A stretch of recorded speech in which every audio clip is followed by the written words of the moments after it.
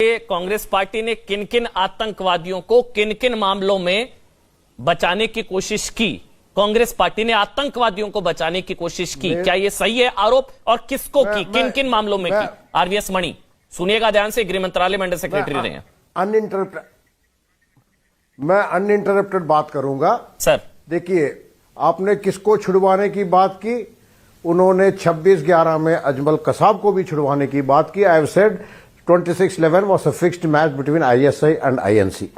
इसके ऊपर मैं 4 साल से कह रहा हूं, इसमें कोई दो राय नहीं। और उसके सीधा बंदूक के नोक पे मैं था, मेरे को अगवा करके, ये मेरे ग्रंथ में पूरा प्रमाण के साथ है, ये मेरे ग्रंथ में पूरे प्रमाण के साथ है। 4 साल हो गए ग्रंथ को आए हुए, मैंने दिल्ली पुलिस का लेटर तक लगाया है, उससे बड़ा पुष्टिकरण हो जाती है। पहली बात ये।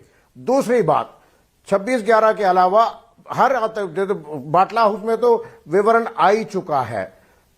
समझौता ब्लास्ट में जो असली आतंकवाद थे वो तो 4 दिन में बच के पाकिस्तान निकल चुके हैं। मक्का मस्जिद के आतंकवादी निकल चुके हैं।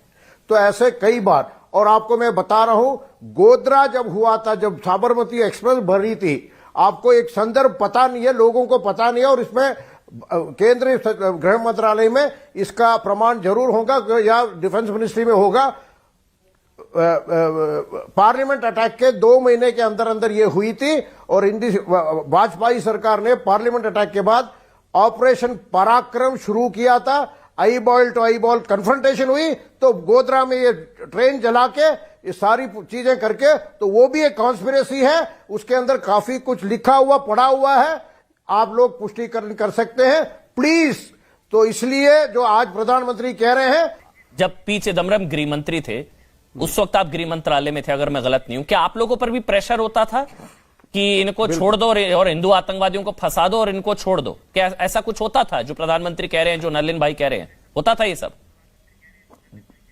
देखिए, ऐसा है, ये बार आरटीआई से पुष्टिकरण हो चुकी है कि जब तक मैं 2010 में, जब तक मैं उस पोजीशन में था, तब तक हिंदू आतंकवाद का कोई रिकॉर्ड सरकारी जगह पे नहीं थी।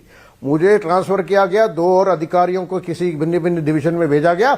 उसके बाद 17 जुलाई 2010 में पहली बार ऑफिशियल रिकॉर्ड में हिंदू आतंकवाद, वो भी निराधार, कोई भी खुफिया एजेंसी का रिपोर्ट नहीं, किसी भी आधार के बगैर उसमें डाला गया। तो ये मैं आपको साफ साफ कहता हूं, ये it is on the public remind.